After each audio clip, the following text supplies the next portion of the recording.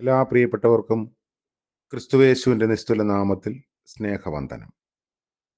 ഇന്നത്തെ നമ്മുടെ ധ്യാനത്തിനായി വിശുദ്ധ മത്തായി എഴുതിയ സുവിശേഷം 5-ാം അധ്യായത്തിൻ്റെ 20 മുതൽ 22 വരെയുള്ള വാക്യങ്ങളാണ്. മത്തായി 5-ന്റെ 20 മുതൽ 22 വരെ 20-ാമത്തെ വാക്യം മാത്രം വായിക്കട്ടെ. നിങ്ങളുടെ നീതി ശാസ്ത്രിമാരുടെയും പരീശന്മാരുടെയും നീതിയെ കവിയുന്നില്ലെങ്കിൽ നിങ്ങൾ സ്വർഗരാജ്യത്തിൽ കടക്കയില്ല എന്ന് ഞാൻ നിങ്ങളോട് പറയുന്നു. കർത്താവിൻ്റെ പരിശുദ്ധ നാമം വാഴ്ത്തപ്പെടട്ടെ. കർത്താവ് ആഗ്രഹിക്കുന്ന നീതി ശാസ്ത്രിമാരുടെയും പരീശന്മാരുടെയും നീതിയെ കവിയുന്നതാണ്. മത്തായി 3-ാം അധ്യായത്തിൽ നമ്മുടെ നീതി കേവലം കറപുരണ്ട വസ്ത്രം എന്ന് യെശയ്യാവ് 64-ാം അധ്യായത്തിൽ പറഞ്ഞിരിക്കുന്നതിനെ ഓർമ്മിപ്പിക്കുന്നു. വിശ്വാസത്താൽ ലഭിക്കുന്ന ദൈവത്തിൻ്റെ നീതിയിൽ നാം ആച്ഛാദനം ചെയ്യപ്പെടേണ്ടതാണ് എന്നതാണ് ഇതിൻ്റെ അർത്ഥം. പ്രമാണങ്ങളെ കേവലം പാലിക്കുന്നത് കൊണ്ട് നമ്മൾ നീതിമാന്മാരാകുന്നില്ല. നിലനിൽക്കുന്ന സാമൂഹ്യ, രാഷ്ട്രീയ, മത പരിസരങ്ങളിലെ പ്രമാണങ്ങളെ പാലിക്കുമ്പോൾ നമ്മൾ കർത്താവ് ആഗ്രഹിക്കുന്ന വിധത്തിൽ നീതിയുള്ളവരാകുന്നില്ല. എന്താണ് നിലനിൽക്കേണ്ടത് എന്ന ചിന്ത കൂടെ നമ്മുടെ മനസ്സിൽ വരുമ്പോൾ അതിനെ പാലിക്കാൻ ശ്രമിക്കുമ്പോഴാണ് ഒരു ക്രിസ്ത്യൻ എത്തിക്സ് ഉള്ളവരായി നമുക്ക് ജീവിക്കാൻ സാധിക്കുന്നത്. ശാസ്ത്രിമാരുടെയും പരീശന്മാരുടെയും നീതിയുടെ പൊള്ളത്തരം വെളിപ്പെടുത്താൻ കർത്താവ് 6ഉം 7ഉം കൽപ്പനകൾ, അതായത് കൊലയെയും വ്യഭിചാരത്തെയും സംബന്ധിച്ചുള്ളത് പറയുന്നു. 21-ാം വാക്യത്തിലും 22-ാം വാക്യത്തിലും അങ്ങനെയാണ് കാണുന്നത്. ദൈവത്തോടുള്ള കടപ്പാടുകളുടെ കുറവുകളെ മൂടിവെക്കാൻ മനുഷ്യന് കഴിയും. എന്നാൽ മനുഷ്യരോടുള്ള കടപ്പാടുകൾ വ്യക്തമാണ്. അത് വളരെ വേഗം കാണാനും കഴിയും.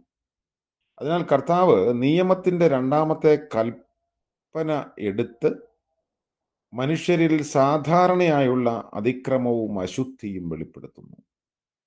ഈ കാര്യത്തിലൊക്കെയും കർത്താവ് ആമുഖമായി പറയുന്നു, പൂർവന്മാരോടും അരുളി ചെയ്തത് നിങ്ങൾ കേട്ടിട്ടുണ്ടല്ലോ. കേട്ടിട്ടുണ്ട്, അത് കാത്തു സൂക്ഷിക്കുന്നുണ്ട്. എന്നാൽ അതിനെ ദുർവ്യാഖ്യാനം ചെയ്തു പോയ ഒരു സമൂഹത്തെക്കുറിച്ചാണ് കർത്താവ് ഓർമ്മപ്പെടുത്തുന്നത്. മോശയുടെ ഗ്രന്ഥങ്ങൾ എല്ലാ ശബ്ബത്തിലും പള്ളിയിൽ വായിച്ച് അവർ കേൾക്കുമായിരുന്നു. എന്നാൽ വ്യാഖ്യാതാക്കൾ അതിന് ചില പ്രത്യേക വ്യാഖ്യാനങ്ങൾ കൊടുത്തു വന്നു. മത്തായി 5-ന്റെ 21 നമ്മൾ കാണുന്നു, ആരെങ്കിലും കൊല ചെയ്താൽ ന്യായവിധിക്ക് യോഗ്യനാകും. ഇത് ഉൽപ്പത്തി 9-ന്റെ 6-ന്റെ പാരമ്പര്യപ്രകാരമുള്ള വ്യാഖ്യാനമാണ്. മത്തായി 5-ാം അധ്യായത്തിന് 43-ാം വാക്യത്തിൽ കാണുന്ന ശത്രുവിനെ പകയ്ക്ക എന്നുള്ളത് വ്യാഖ്യാതാക്കൾ കൂട്ടിച്ചേർത്തതാണ്.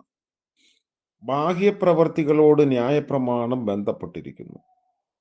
ആന്തരികമായ വികാരങ്ങളെ അത് ബന്ധിക്കുന്നില്ല. കർത്താവ് ഹൃദയനില നോക്കുന്നു. കാരണം കൂടാതെ സഹോദരനോട് കോപിക്കുന്നവൻ ന്യായവിധിക്ക് യോഗ്യനാകും. അവനെ ന്യായവിധിക്ക് യോഗ്യനാക്കുമെന്ന് ഇവിടെ പറയുന്നത് കീഴ്ക്കോടതിയാണ്. സഹോദരനോട് നിസാര എന്ന് പറഞ്ഞാൽ ന്യായാധിപ സഭയുടെ മുൻപിൽ നിൽക്കേണ്ടി വരും. അത് സന്നദ്രീം എന്ന ഉന്നതാധികാര കോടതിയാണ്. റാഖ എന്നത് റിഖീം എന്ന എബ്രായ പദത്തിൽ നിന്നും ഉണ്ടായതാണ്. ദോഷ ആരോപണ പദമാണത്. അതായത് സഹോദരനോട് നിസാര എന്ന് പറയുക. അതിൻ്റെ അർത്ഥം യാതൊരു വിലയുമില്ലാത്ത വ്യർത്ഥ മനുഷ്യൻ എന്നാണ്. ഒരുത്തനെ നിസാരൻ എന്ന് വിളിച്ചാൽ അതാണ് അതിൻ്റെ അർത്ഥം. അത് ശിക്ഷാർഹമാണ് എന്ന് വളരെ വ്യക്തമായി സൂചിപ്പിക്കുന്നു. ഒരുവൻ തൻ്റെ സഹോദരനെ മൂഢ എന്ന് വിളിച്ചാൽ അഗ്നി നരകത്തിന് യോഗ്യനാകും. ഗിഹന്ന എന്ന മൂലപദമാണ്. അത് ഓർമ്മിപ്പിക്കുന്നു. ഗെഹന്ന എന്നത് ശിക്ഷയുടെ സ്ഥാനമാണ്. അവിടെ ശരീരവും ദേഹിയും ഒരുപോലെ വേദനപ്പെടും. ശിക്ഷ, നിത്യമായ ശിക്ഷ. ഈ വാക്ക് പുതിയ നിയമത്തിൽ 12 പ്രാവശ്യം വരുന്നുണ്ട്. 11 പ്രാവശ്യവും കർത്താവ് തന്നെയാണ് ഉപയോഗിച്ചിരിക്കുന്നത്. ലൂക്കോസ് 12-ാം അധ്യായം 5-ാം വാക്യത്തിൽ യാക്കോബ് 3:6 ആദ്യകാലത്ത് മാലേക്കിന് അർപ്പിക്കപ്പെട്ട കുട്ടികളെ ഹിന്നോവാം അഥവാ ഗിഹണ്ണ എന്ന സ്ഥലത്താണ് അർപ്പിച്ചിരുന്നത്. പിൽക്കാലത്ത് ഇതാണ് ഗിഹണ എന്ന പേരിൽ അറിയപ്പെട്ടത്. നിത്യമായ ദഹന സ്ഥലമാണിത്. ഈ സ്ഥലത്തിന്റെ കാര്യമായിരുന്നിരിക്കണം യിരെമ്യാവ് 31-ാം അധ്യായത്തിലൊക്കെ നമ്മൾ കാണുന്നത്. അതിനാൽ 3 തരത്തിലുള്ള ശിക്ഷയുണ്ട്.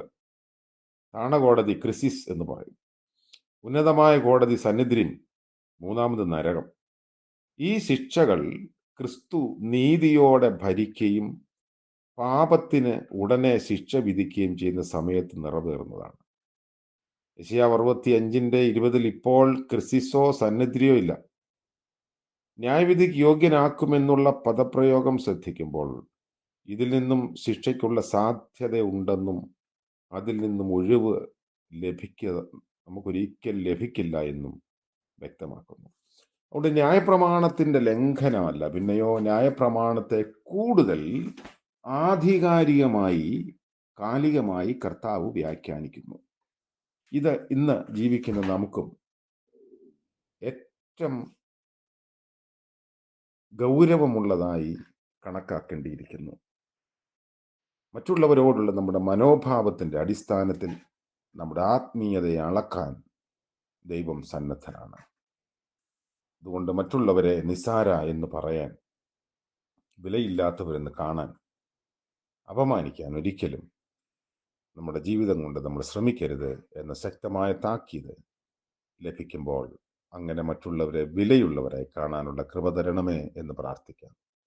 കരുണ നിറഞ്ഞ വാഴ്ത്തപ്പെട്ട കർത്താവേ, പുതിയ ദിനത്തിന്റെ സാധ്യതകൾക്കായി നന്ദിയോടെ സ്തോത്രം.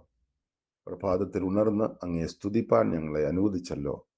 മറ്റുള്ളവരെ ഗൗരവമായി കാണാൻ, വിലയുള്ളവരായി കാണാൻ നീ ഞങ്ങളെ സഹായിക്കണമേ. ഞങ്ങളുടെ വാക്കുകൾ കൊണ്ടോ ഞങ്ങളുടെ മനസ്സുകൊണ്ടോ ആരെയും കുറവുള്ളവരായി ഗണിക്കാതിരിപ്പാനുള്ള വലിയ കൃപ നൽകണമേ. യേശുമിശിഹ മൂലം പ്രാർത്ഥിക്കുന്നു, ദയവോടെ കേൾക്കുമാറാകണമേ. ആമേൻ. ത്രിയേക ദൈവത്തിന്റെ അനുഗ്രഹവും കാവലും നമ്മോടുകൂടെ ഇപ്പോഴും എന്നേക്കും ഉണ്ടായിരിക്കുമാറാകട്ടെ.